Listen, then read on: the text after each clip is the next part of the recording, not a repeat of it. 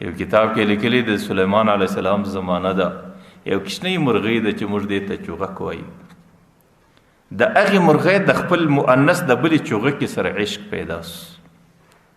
دی چې څومره د هغې وصال کوي، د هغې تلاش کوي، هغې ده ته د وصال او د قرب د تلاش د مقصد نور پوره کوي، هغې د ده ځان لرې کوي. دی هغه مرغۍ ته وایي سلیمان علیه السلام د مرغانو په ژبه پوه دی. دی ورته وایي زما څه به ځان یو طرف او بل طرف ته نه کوې، زما سره دومره قوت دی که په غصه کې رالم د سلیمان علیه السلام تخت به ټوله واخم په دریاب کې به وغورځم. هغه مرغه و د خپلې معشوقې ته وایي. سلیمان علیه السلام چې د هغې خبره واورېدله دستي یې را تلاش کړي، ورته یې ولې دومره ګستاخي او بې ادبي وکړه چې هغې ته دې دا وویل چې که چیرې ته زما وصال ته غاړه نه کښېږدې نو زما سره دومره قوت دی چې د سلیمان تخت به ټوله په دریابو کې وغورځوم. هغه مرغه باره سلیمان علیه السلام ته عذر پیښوي. یا الله ورته د الله نبی د دنیا په عاشقانو کې دا دستور دی چې هغه د خپل معشوق د حاصلولو دپاره ډېرې مبالغې کوي. نو ما هم د خپل معشوق د حاصلولو دپاره مبالغه وکړه، نو په دې کې ته پر ما ډېره ملامتیا مه وایه، ما معذوره وبوله. حضرت سلیمان علیه السلام را پرېښود.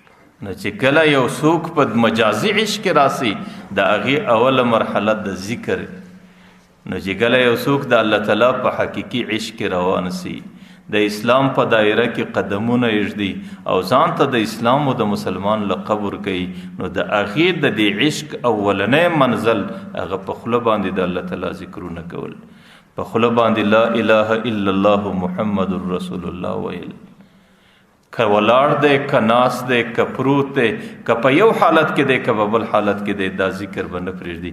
ځکه الله تعالی ورته یا ایها الذین آمنوا اذکروا الله ذکرا کثیرا، او پیغمبر علیه الصلاة والسلام وایي اذکروا الله حتی یقال انه مجنون. د الله ذکر به دومره ډېر کې بره به خلک وایي دا لیونی سو، خلک وایي د دې دماغ کار پرېښوی، تر دغه وخته به د الله ذکر کوي. دا د انسان دپاره د الله تعالی سره د عشق اولنۍ مرحله ده. ځکه د اسلام اوله دروازه دا ده چې لا اله الا الله کلمه به دی ډېره وایي، د الله ذکر به ډېر کوي، د الله یاد به ډېر کوي، او د الله په عشق کې به ځان لیونتوب، د الله په ذکر کې ځان لیونتوب ته رسول. نو ځکه زموږ قرآن کریم کې چې کومو آیاتو کې د الله تعالی صفات ډېرې ذکر شوي دي، الخالق البارئ المصور، او دغه رقم چې څومره صفات الله تعالی په آیاتو کې ذکر شوي دي، مفسرین لیکي چې د هغې آیاتو تلاوت د یو بنده دپاره هغه ډېر د لوی ثواب ذریعه ګرځي. دغه د بنده حیثیت د یو عاشق دی، د الله تعالی حیثیت د یو محبوب دی، او محبوب عاشق چې د خپل محبوب صفات څومره ډېر ذکر کوي هغومره په دې کې د لذت دي.